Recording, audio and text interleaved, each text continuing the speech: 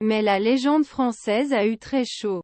Quelques instants avant de faire chuter son adversaire après plus de 7 minutes de combat, Teddy Riner avait été contré, passant tout proche de la défaite. Après 6 ans d'absence aux mondiaux, il s'impose à nouveau.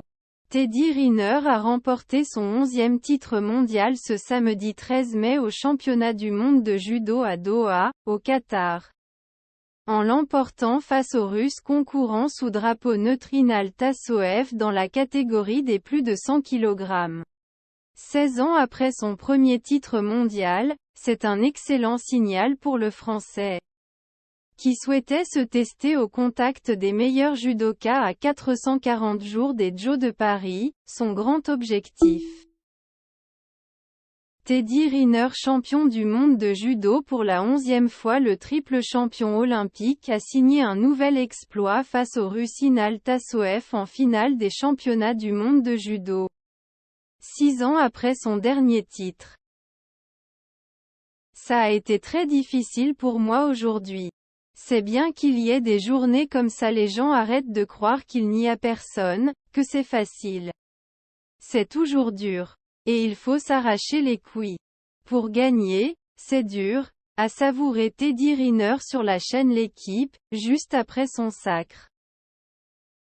En demi-finale, le triple champion olympique, 2 fois en individuel et 1 fois par équipe, avait battu le Tadjik Temur Rakimov, N. un mondial de la catégorie, en moins de 30 secondes. Les tours précédents avaient été plus difficiles à gérer.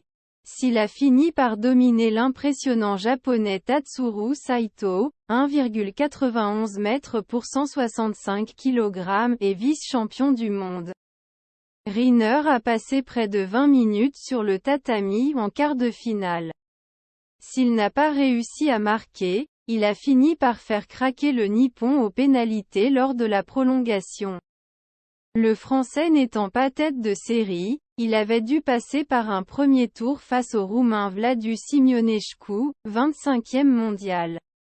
Après un début de combat poussif au cours duquel les deux judokas ont écopé de 2 pénalités, Riner a envoyé son adversaire au sol, en bordure de tapis à un pied 47 pouces de la fin du temps réglementaire. Au deuxième tour, il avait dominé le Polonais Kacper Churowski, sanctionné de 3 pénalités au bout de 3 pieds 12 pouces.